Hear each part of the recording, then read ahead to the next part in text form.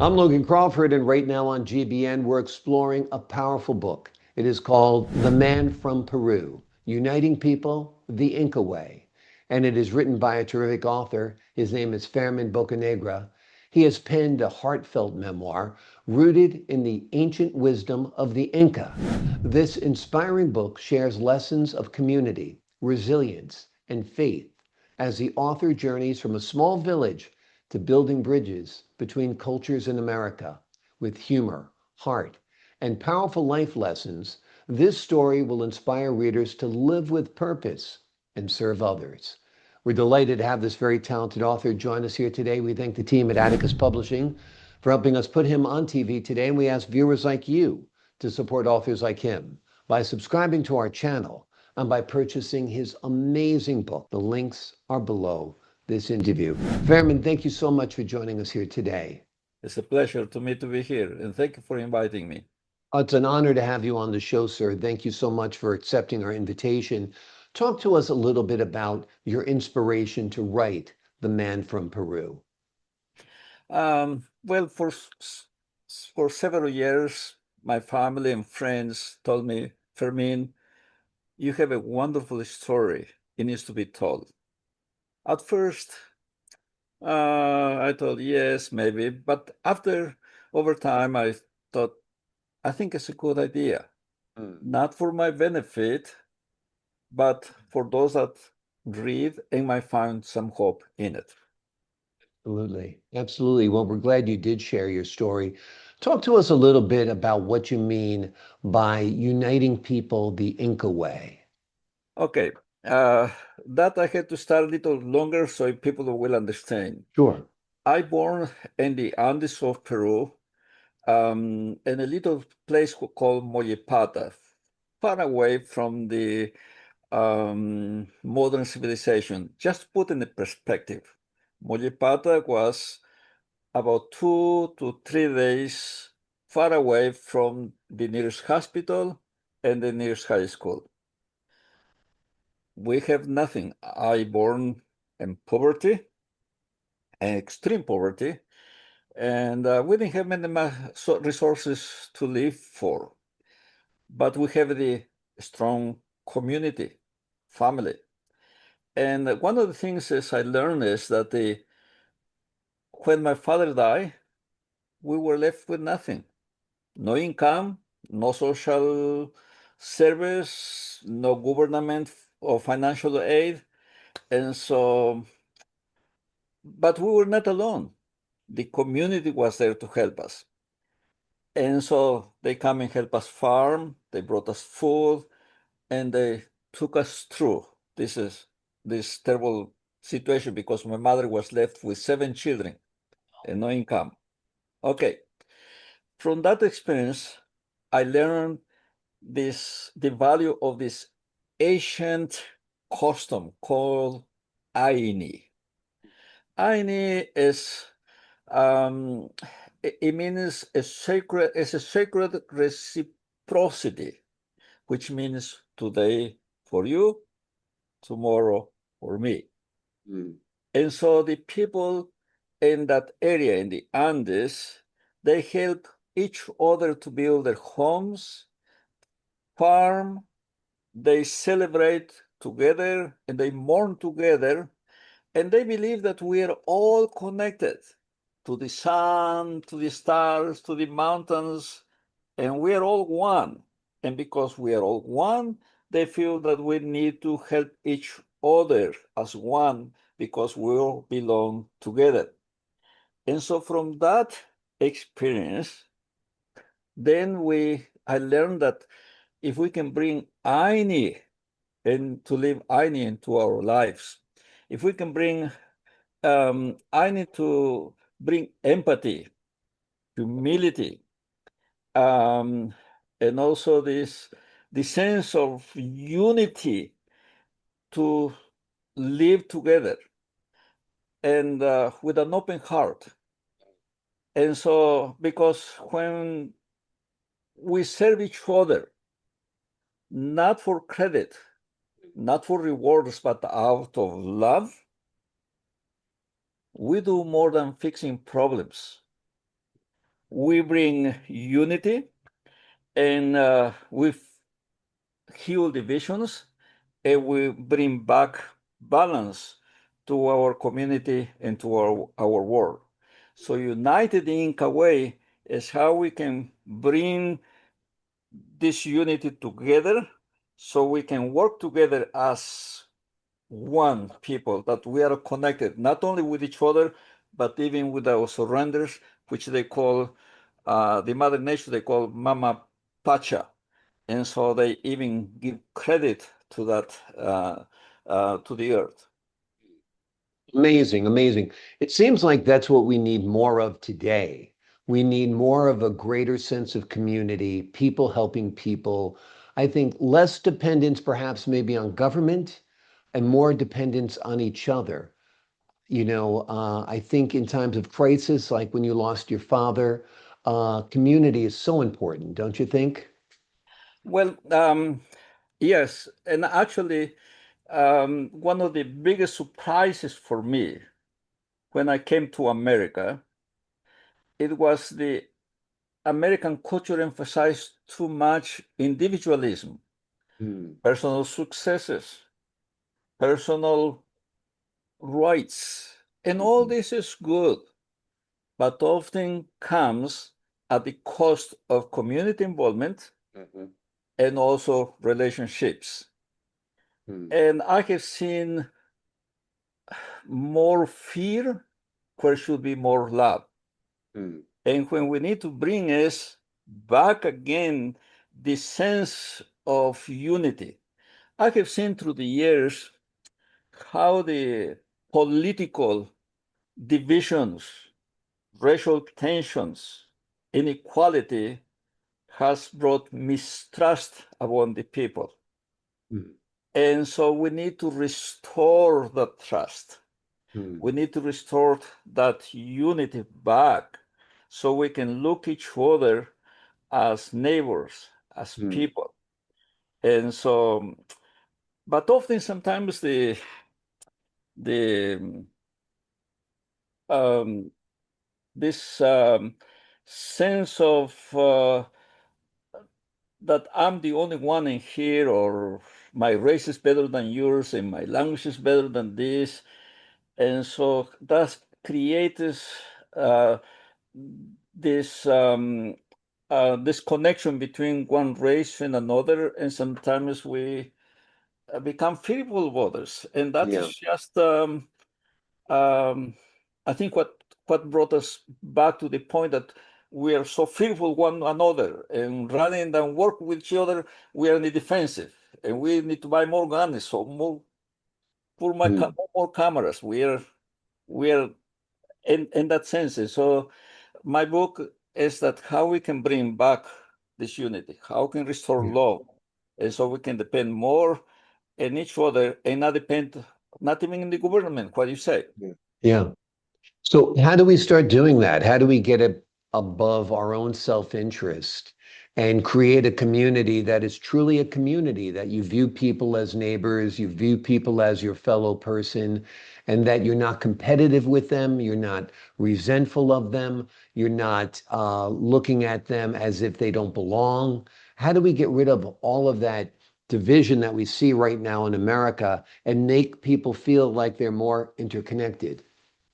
Um, well, I think first of all, we need to realize that we're all people. Okay. When I arrived to America, I was welcome. Yeah. I was accepted. Mhm. Somehow, as long I keep away. Mm, And there were invisible walls mhm. that prevent me and um, to to blend with each other. Right. I found out actually when I married my wife from Ohio. She's white, and people were shocked. Mm, And some they told me, "You don't belong together." mm, And so those, and so then I found those invisible walls, how they prevent this interaction between us. And I think when you say how we can bring this back, there is fear between one another because we don't know the other person. Mhm. But the more we interact, the more we mix together, the more we socialize, we learn more about the other ones, and then we see that they're good people, someone that we can work together. And so I think it's relationships is very, very important, as I say before. Sometimes, individualism is okay, but also we need this community involvement, develop relationships one another, because through those relationships we learn each other and we learn how to live with each other, and we discover that they got something good things that they can share with us, and we can share some good things with them. Exactly, exactly. Each has something to learn from the other, no doubt. You Mhm. founded organizations like the Hispanic League and My Brother's Keeper. What inspired you to found these organizations? I have seen a lot of people in need, okay, but also those people that are in need, I saw people with potentials and and possibilities. So these people in need, we need to help them while they need it. So I co-sponsor the Hispanic League so we can help Hispanics. And through the Hispanic League, also we have a scholarship so people can go to school, because I believe the best way how to get out of poverty is through education. There's no other way. You have to get educated, but we need to help those people. Hmm. As me, I came in here and I got educated. I came to school, I learned, but also the education I got, it was because someone along the way helped me. Hmm. I cannot say it's just by myself. No, no. Somebody, some even by mistake, because and I tell people I'm here by mistake. Hmm. And that's literally, I'm saying I'm by mistake. Because, and if you take just a minute, 1966, missionaries visit Peru, and I gave to one of the missionaries my card, a little paper with my name, and I told him I'd like to come to the United States. And there was a 16-year-old girl from a snow camp that she started writing my brother. 1968, I received an invitation to come to college. I came, and then 3 months later, they called me to the office to tell me they made a mistake. The letter was not intended for me, it was intended for my brother. Okay. Amazing. Amazing. It's a human mistake, but Yeah. even when it was a human mistake, someone helped me. Yeah. In return, I had to help others too. Yeah. So when I build those organizations, I build a dental clinic, food pantries, and we did the Hispanic League. Right now I have my brother's keeper that will help with basic needs and also with education, and so helping, giving that first step so they can get out of the ground and they can fly. Amazing. Did your brother ever come to America? He didn't get that No, letter. okay, my brother, yeah, he's in America. He's in California, and then he went to Germany and got his PhD in economics, and then he married a German girl, Mhm. and she was working out actually for the governor on political health in the state of California, and she's a professor in California. Wonderful. Wonderful. It's amazing how much opportunity that you and your brother and other immigrants, and we're all immigrants on one level or another, my great grandparents or whatever it might be, my wife is an immigrant from China. How much opportunity there is, and the common denominator, you're right, if you're educated, you know, coming here and getting educated is so important, right? Well, there's no other way. Yeah. I mean, there's no other way. Education is the path of success. With no education, you are just a person that is really walking in just one foot. You need both feet together. And Absolutely. God give you what you needed, but now you need the other ones. to learn. Exactly. Exactly. God's given you enough to empower yourself, but you got to Yeah. take your mind and expand it and grow it and get educated. And it's great that you've made so many opportunities available for so many people. Talk to us a little bit about your time in music with Trios Los Peregrinos and how it shaped your outlook on Okay, life. when my father died, left my mother with two girls and five boys. Oh, We didn't have very much, so my mother, she would get us up every morning at 5 o'clock in the morning, around table, to sing, to memorize a verse, to read the Bible, and to pray. And that was the what she will do that. So we learn how to sing, and we learn how to sing, and she will. Uh, we have to walk 1 hour to the church. And so then when we get in the church, she will push us to the front to sing. We were prepared or not prepared. She will tell them, my son, he has an special, he has to sing. And we didn't know how to do that. But anyhow, after a while, we learned how to do it. So later um, we organized as a trio, and we become the first gospel singers in Peru to record albums. Actually, oh, I got one in here. It's my first album, oops. and we got 5 albums. There's Amazing. mine. Oh no, right here is me. I'm in here. This is the first one, right in the middle. Okay, Amazing. so we got 5 albums, and we become very good. And that's how I met the missionaries. Because we Mm, went and sing in the mission service, and that's another way. The missionaries, they heard us sing, mhm. and they like us, and they brought us here. Amazing. Amazing. How old were you when you came to the US? I was 26 years old. Wow. Okay. Amazing. Amazing. What was your impression when you first got here? What part of the nation did you arrive in? Well, as I said before, the first impression I have here, it was that those um, the individualism, this emphasis so much on personal success, personal success, personal success. And I came from another mindset that was community, community, community, because we were all family together. And then here it was, each one is more individual. But I came from a different mindset, and the mindset was we have to work all together, all together, all together. Okay. But another thing I discovered in here is the fact that sometimes we forget that this country was built by many hands, many people coming from different places, and and that has created something wonderful. We are one of the best countries that we have. Is this the is and it's really this this sense of cooperation in bringing the resources from other countries. But sometimes I feel that later our leaders they forget uh, that diversity that can bring us innovation, new ideas, and new things. They forgot, Mm, and I saw that divisions.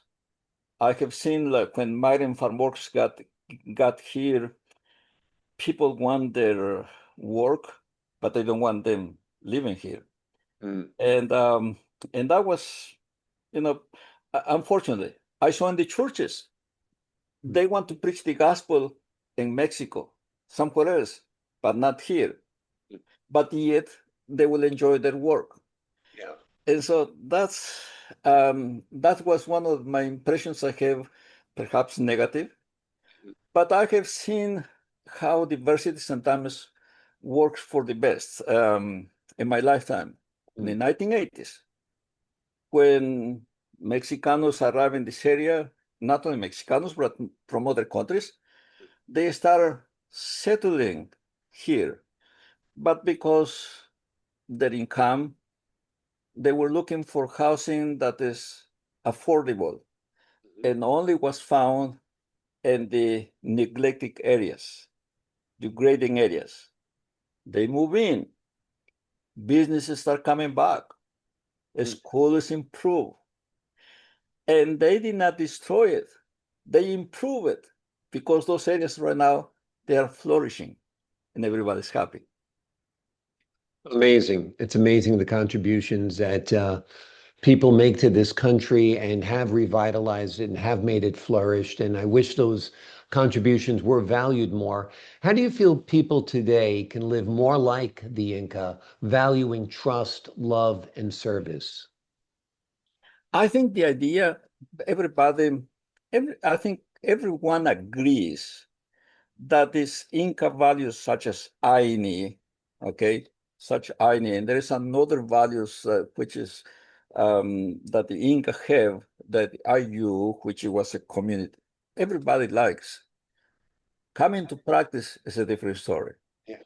because because in our DNA, in the American DNA, is still built this part of individualism. Is everybody wants individual success, and everybody's looking. So the more money you have, the better it is. Mm. It's not the sense that we all come together.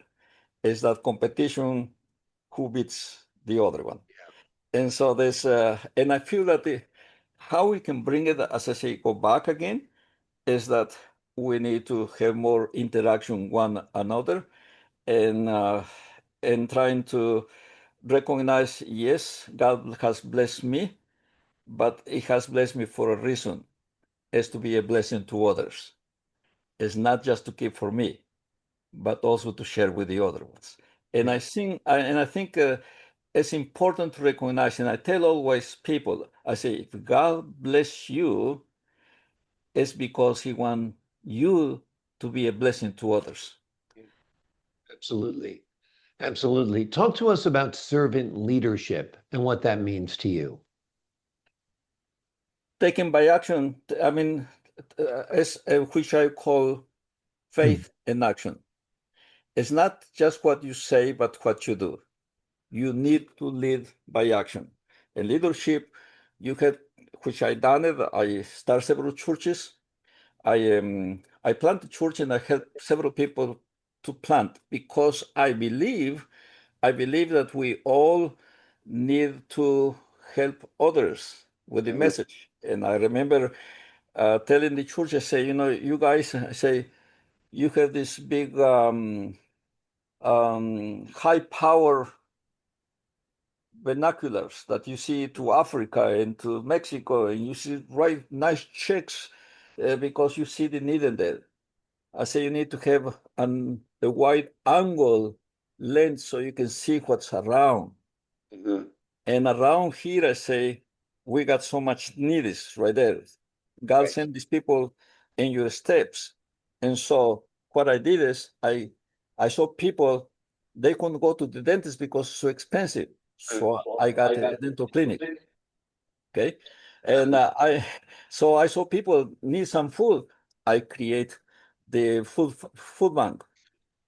I saw people calling me. Sometimes they get stranded. They need some gas. They need some small things. I create my brother's keeper. Mm. So when I say leadership is you need to put your money where your mouth is it. And you have to do by actions. You cannot just have ideas, but you have to do it. And by doing, you create a leadership and others follow you. I was amazing that sometimes I was doing this all by myself. I didn't know that people noticed, but Mhm. somebody was looking, Mhm. somebody was seeing, and I hear people calling me, says, "Hey, Fermin, Mm. I see what you're doing. Yeah. It's great. Tell me how can I help you?" Absolutely. Absolutely. More than good intentions are needed. Action is needed. Service is needed, without a doubt. I understand you have failed at retirement a couple of times, that you like to keep busy. Tell us a little bit about that part of your life. Well, I am 83 years old, Mhm. and I'm thinking to retire maybe 10 years from now. Well, Exactly. Doing nothing is overrated. I tell people that, but I am retired only in paper. Yeah. But other than that, I still busy, and I keep busy because I believe. that we must continue working. And you hear this, our life is just like a bicycle. Mm-hmm. It has to keep rolling because the moment it stop, it will fail. So Exactly. we must continue doing and continue. Exactly. We don't want that bicycle chain to get rusty. We want to keep on using it without a doubt. With that, Absolutely. yeah. Yeah. Have you been back to Peru since you left when you were 26? Yeah. I was last year. Yeah. Hmm. I usually go back and visit my roots, and obviously now we those that come from other countries, always in our mind is that we want to go back and live forever, but that will never happen. Yeah. Yeah, exactly. A lot of it's nostalgia. A lot of it is pining for the past. And things have changed. I'd imagine even your rural village is different than the one Because you grew up it's in, not the right? same Peru I left. Yeah, No. Even the exactly. area, Mollepata, I told you, it was so remote area.